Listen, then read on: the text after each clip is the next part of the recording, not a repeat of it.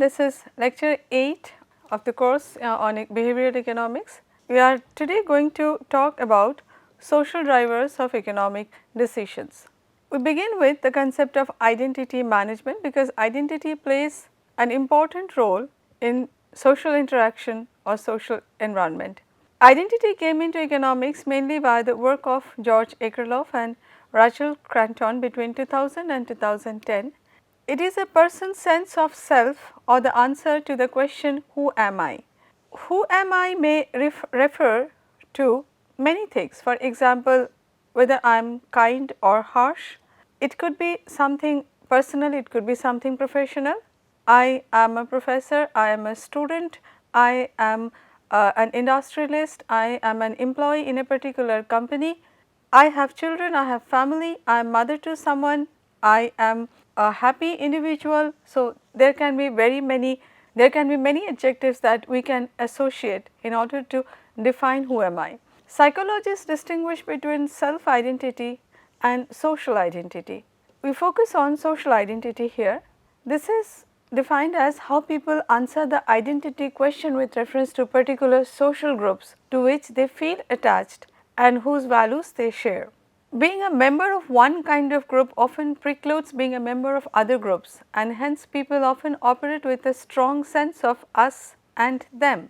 The very common types of groups are, we can consider religious groups. We have Hindus, Muslim, Christians, so we have this categorization us and them.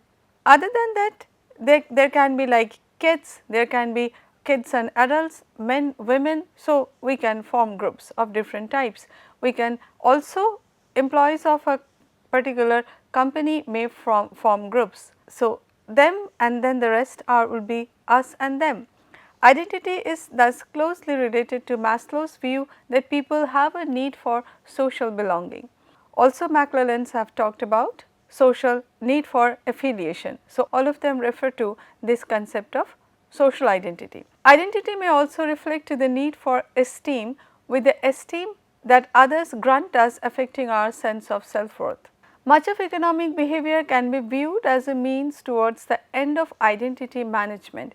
In this regard, Schramm et al. In 2013 reconceptualized the notion of materialism and proposed that materialism is the extent to which individuals attempt to engage in the construction and maintenance of the self through the acquisition and use of products, services, experiences or relationships that are perceived to provide desirable symbolic value.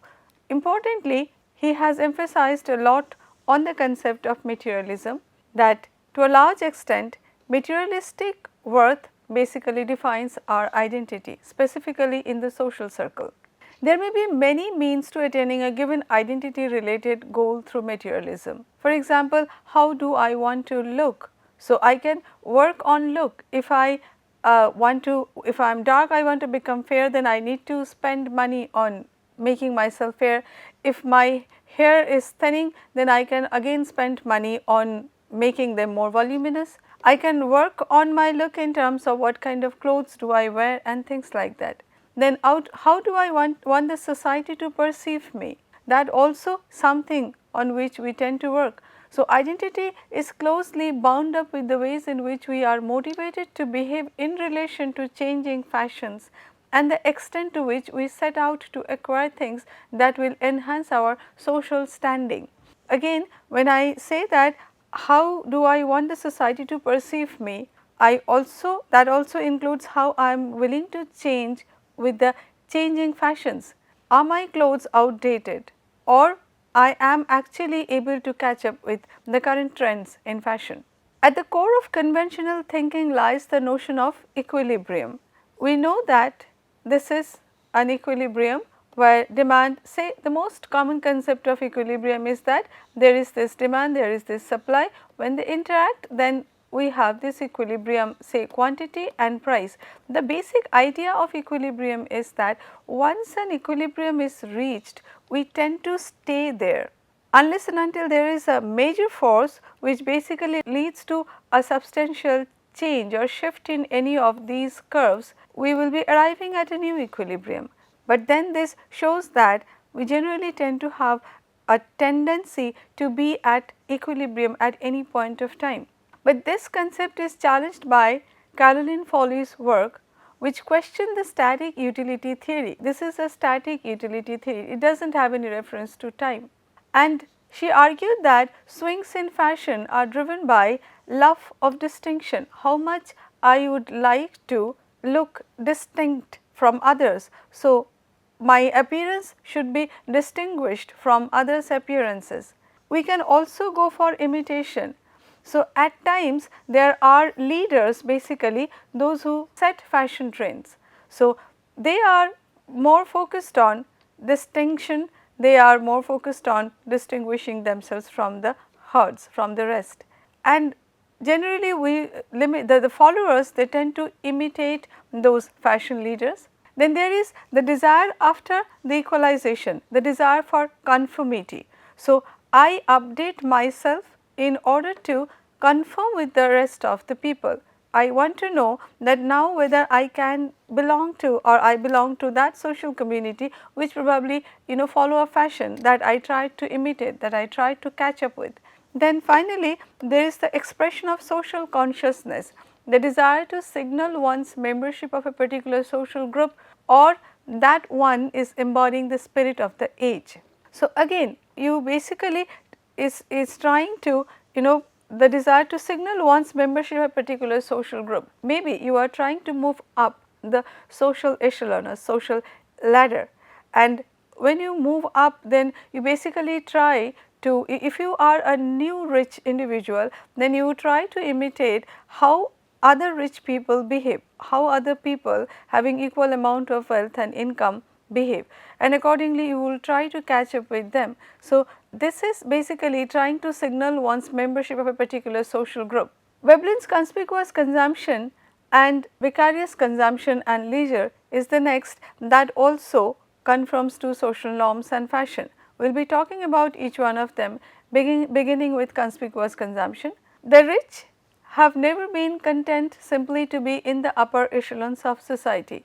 On the contrary, history reveals them as engaging in vigorous competition to live more lavishly than each other.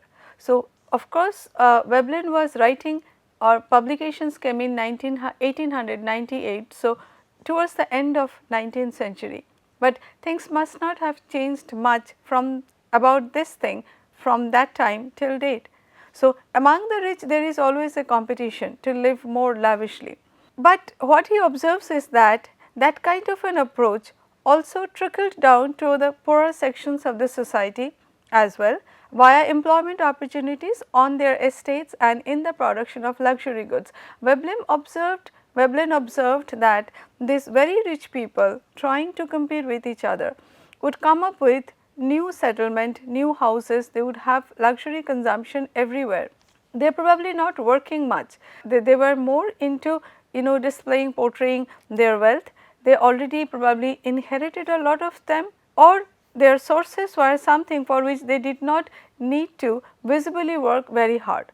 So, when they are setting up with a new house, new castle maybe, then that would involve again a huge amount of employment, people working for them. So, as a result of which the poorer sections were also benefited, and where they would also encourage production of luxury goods. Not only that, they would not use something which would become outdated. So, in order to compete with their competitors, they would keep on investing in luxury goods, and things which become old would either be given away in charity or will be used as second hand products by relatively poor people in the society.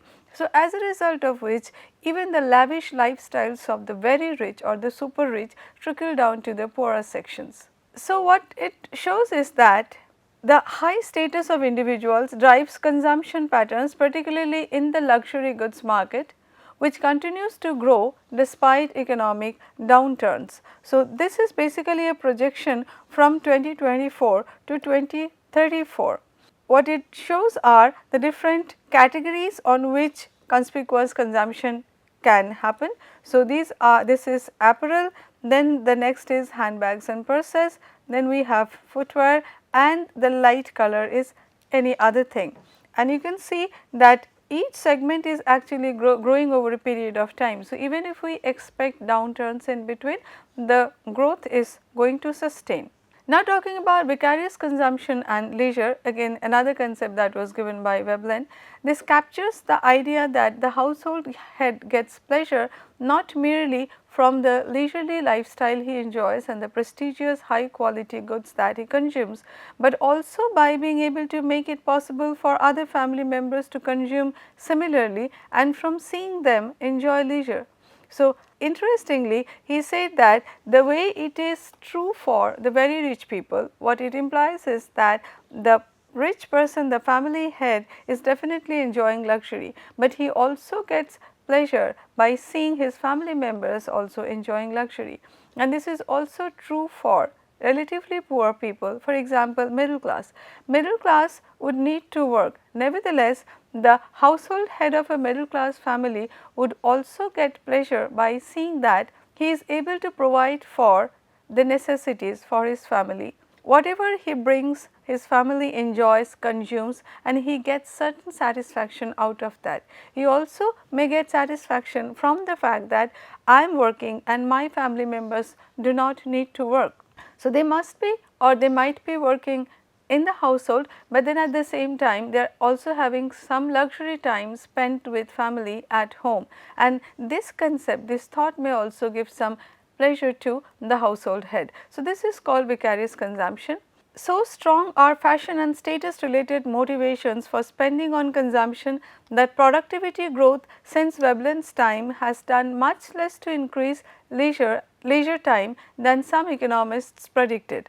Notably, James Keynes suggested in an article in 1930 that in the following 100 years, technological improvement would make us on average 8 times better off, and you would require to work only 15 hours a week to satisfy our economic needs. So, in 1930, James Keynes published one article titled "The Economic Possibilities of Our Grandchildren," and there he envisioned a world where in 100 years time he thought that technological progress would make us much better. So, when all our needs would be fulfilled, then why would we need to work? And as a result of which he thought that we need to work only 15 hours a week to satisfy our economic needs.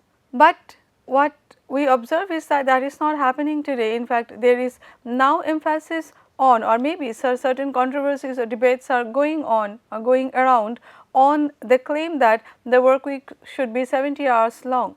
Why this is so? At least some authors have ascribed this entire desire for continue to work to fashion and status related motivations. They are saying that the fashion and status related motivations for spending on consumption is so strong that productivity growth, despite of it has increased or despite of increasing by several thousand or 100 times, we still have no drop in the leisure time. We need more, we need to work more. So, as I just said that we hear prescriptions of 70-hour week. So 70-hour working week. So, nothing is actually changing. Middle class is characterized by dual income to remain upwardly mobile or at least not going down the social ladder. Labor saving appliances have played a vital role, as argued by Ha-Jun Chang in 2010, that the invention of the washing machine was more significant than the internet, because washing machines have helped families to go for dual income, both the male and the female in the family, or both males and females in all families, or a large number of families have started working. So, who would do the household works, household chores? Apparatus or appliances like washing machine basically has been much helpful to this kind of families. Now, talking about importance of fashion cycle and status driven consumption, fashion does not just meet the needs for novelty. Societies in which everyone knew their place and did not try to advance or differentiate themselves would provide few incentives to innovate except to deal with the external threats or population pleasure. So, if we all are very much satisfied with what we have, then the desire for innovation will stop. New knowledge generated to profit from fashion and conspicuous consumption expenditure may initially only benefit high status individuals, but it may trickle down eventually to the lowest levels of society through obsolescence and second hand usage unless designed to last only one fashion cycle. For example, the resource hungry fast fashion products. So, these resource hungry fast fashion products are actually troublesome, but when Veblen talked about conspicuous consumption, then probably it was not much of a problem. Mostly the durable products were actually had actually very high durability, as a result of which when they became obsolete to the rich people, then they were used as second hand products by the relatively poorer sections of the society, and that was possible because these products were designed to last for several cycles, not only one cycle.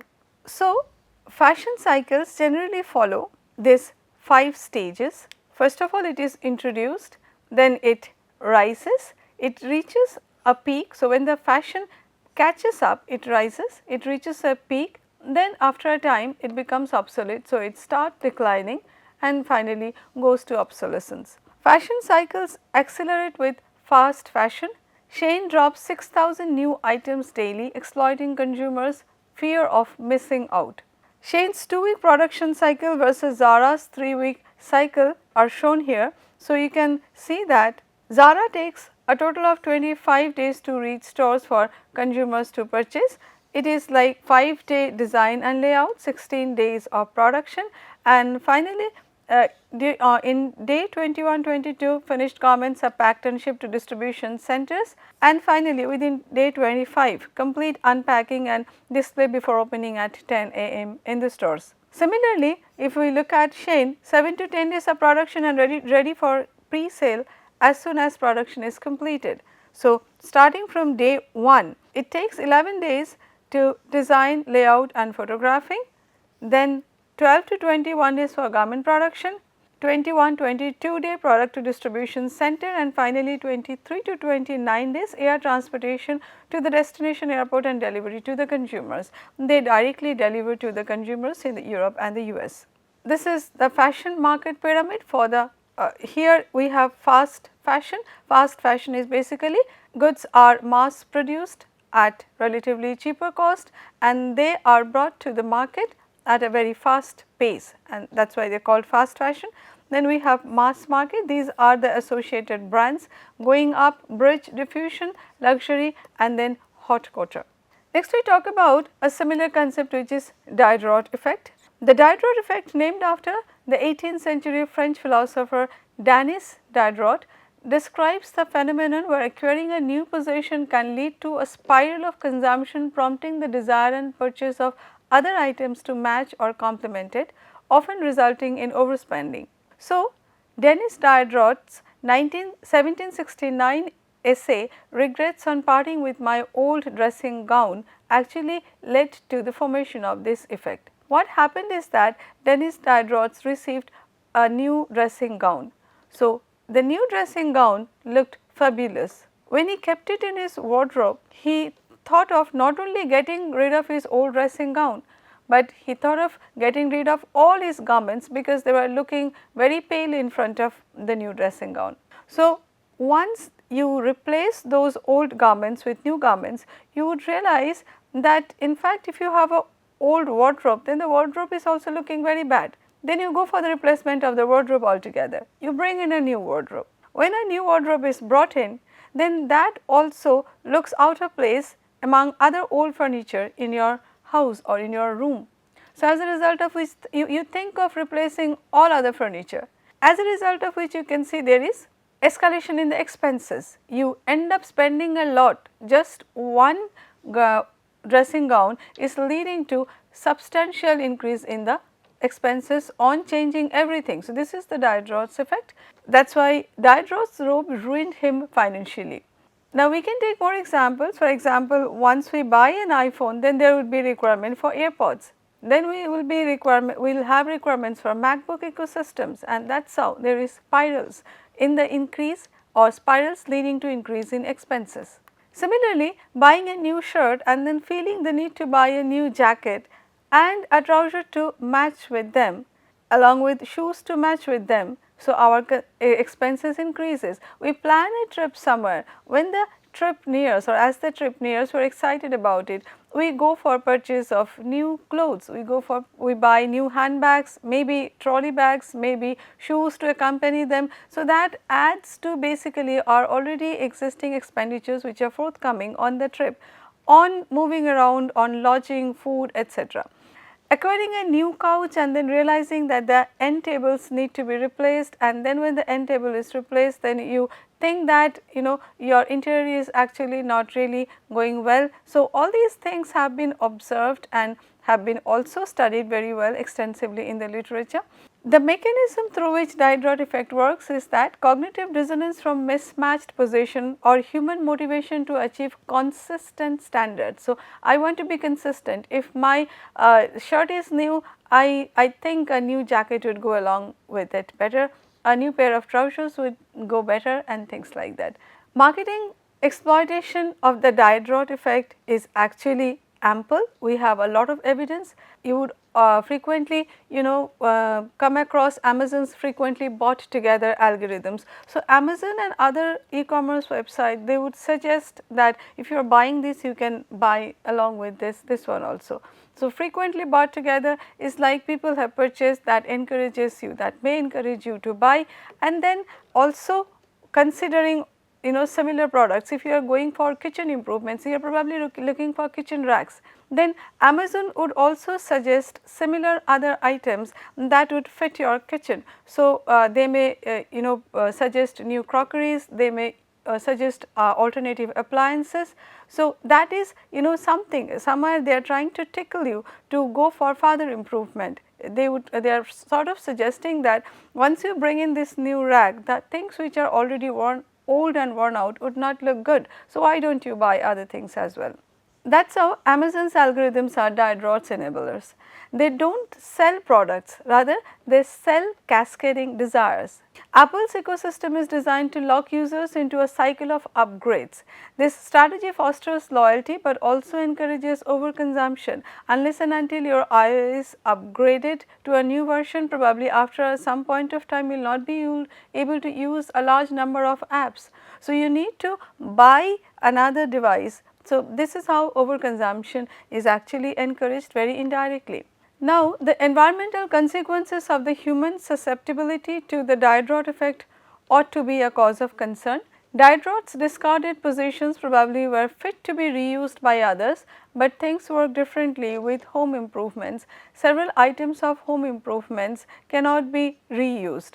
So, we can also take examples of disposal of e-waste. This is also a major environmental concern.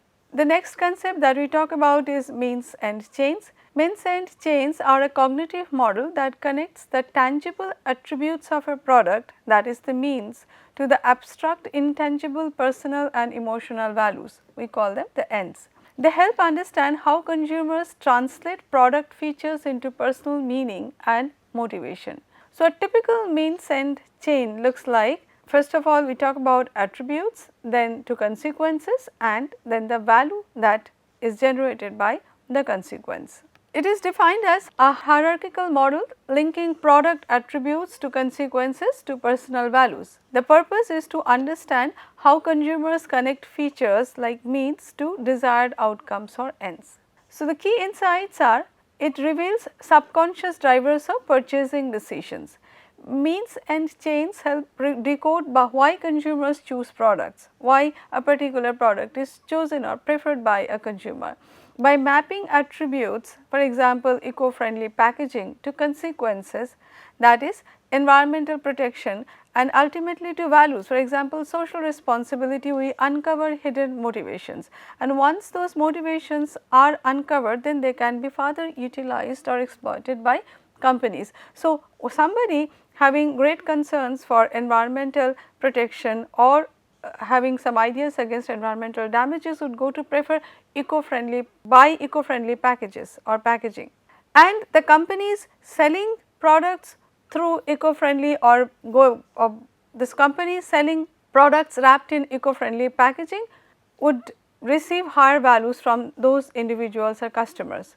We would perceive them, or we would perceive those companies as socially responsible companies. We would like to associate ourselves with those companies, making purchases again and again from them.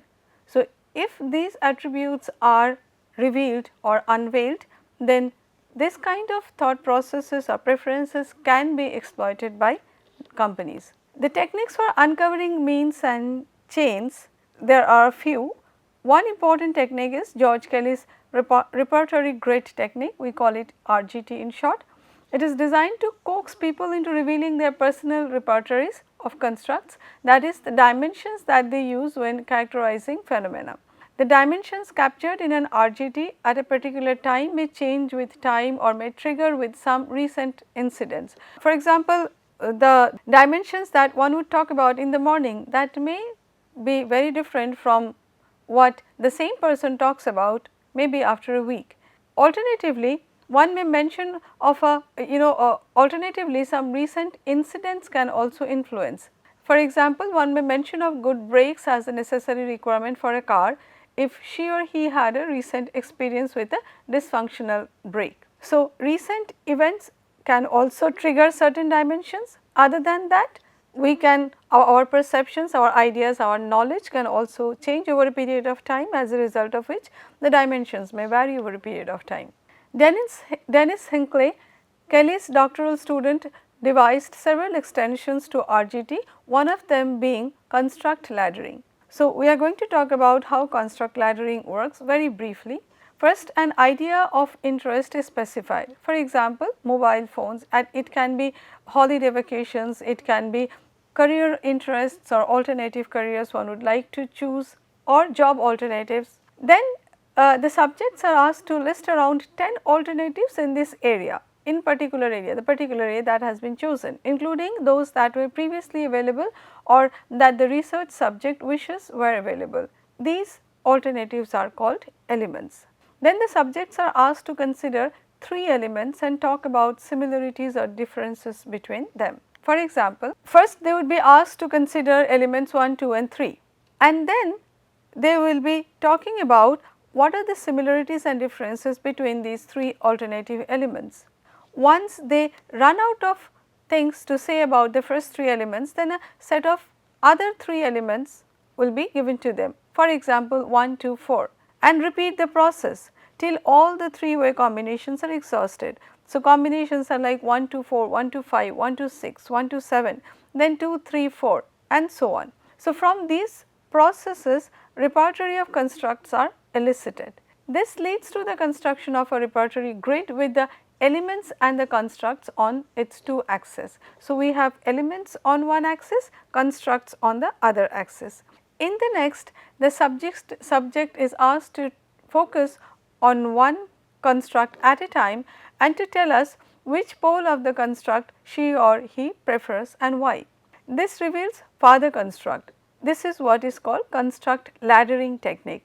I will just briefly give you one example of construct laddering technique. So, this is the subject area, say mobile phone, then elements, I have just mentioned 4 elements, as previously mentioned there can be 10 elements. So, elements are like my first mobile phone, it can be also brands like Nokia, Samsung, Apple, it can be also something like my father's phone or the kind of phone an old man should have, phone designed specifically for kids. So, these are different elements, and then about we ask them to consider say the 3 elements and then talk about the similarities and dissimilarities between them. So, one can say that, so we call them constructs and the constructs are elicited. So, from the differences and similarities the constructs are elicited. Suppose the constructs are like the first phone had no camera, it had a black and white screen and so on. About Apple one can say this is the most secured one and so on. So, once these constructs are obtained, then again further constructs are created by comparing the poles. So, on the father construct the subject may say that I used to spend less time with my first phone because it did not have camera, it had a black and white screen, it did not have games and so on, things like that. So, this is an example of a very small and brief example of construct laddering technique. Also one more thing, I have written it like this, but it is generally is like an inverted tree. So, we can begin with the subject area here, then the elements here, then the constructs here and the further constructs here and so on. So, with this I conclude this module. These are the references that are being used. Thank you.